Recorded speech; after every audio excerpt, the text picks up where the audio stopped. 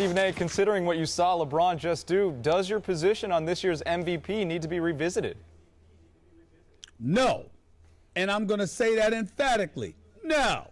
I said that if the MVP vote was today, Kevin Durant should win by a landslide, and I stand by that. It's not to take anything away from LeBron James and what he's doing, but LeBron James has had his struggles throughout the season. Yeah, the numbers are there, but at the same time, there's been some inconsistent play with his defense. His conditioning, dare I say, isn't at peak level, according to what we're accustomed to seeing from LeBron James.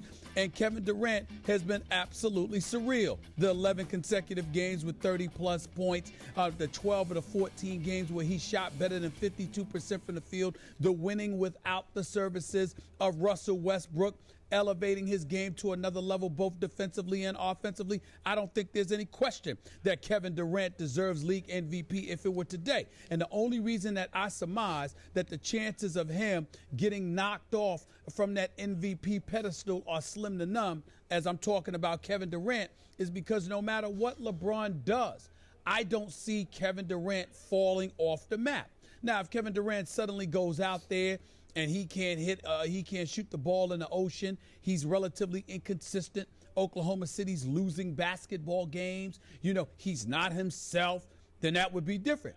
But the Kevin Durant I'm talking about is the dude that customarily shoots better than 50% around 50% from the field. The dude who customarily wins basketball games. The dude who customarily averages 27 or better for a season, who's got a jump shot as pure as anything else. The second coming of George Gervin, elevated and personified. That's the Kevin Durant I'm talking about. That's the Kevin Durant I've been seeing. And unless I see something or someone different from Kevin Durant over the course of the rest of this season, no matter what LeBron James does, he doesn't get to erase what we have seen Kevin Durant do consistently throughout this season. That's why I say what I say. LeBron can come on strong.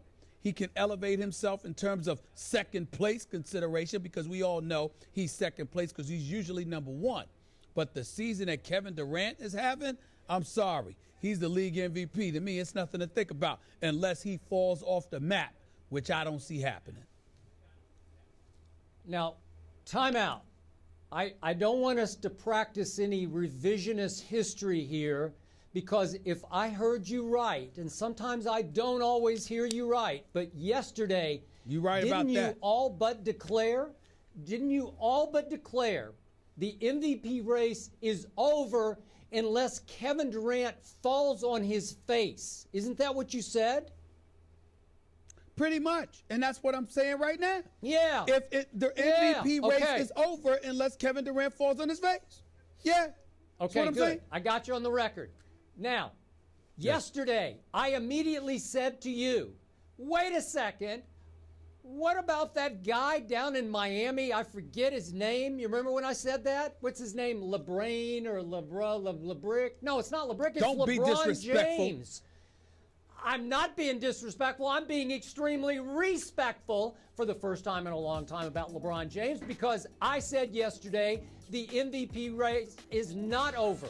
And last night, Stephen A., when I checked in at our hotel in New Orleans, the young man who checked me in is a huge fan of our show, and he questioned me. He said, wow, Stephen A. said the race is over, and the young man at the desk agreed, and he said, I was surprised you said LeBron still has a shot.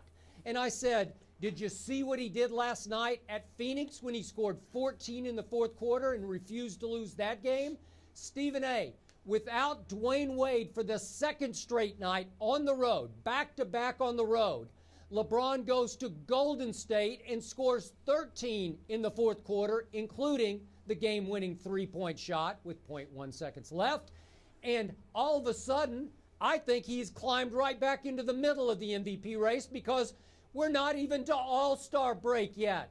The Heat have 31 games left to play.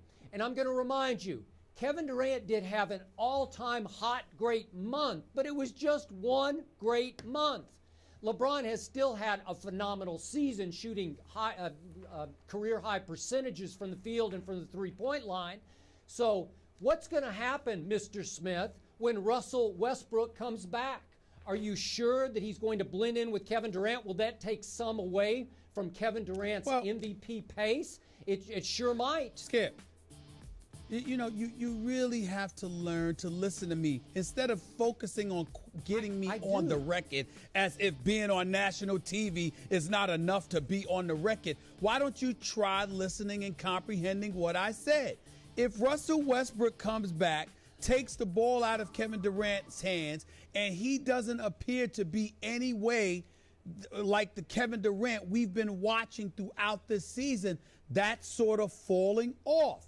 I said, if Kevin Durant continues to be the Kevin Durant we have seen this season, you don't get to be LeBron James and show up for February, March, and April and think that you get to snatch another MVP trophy away.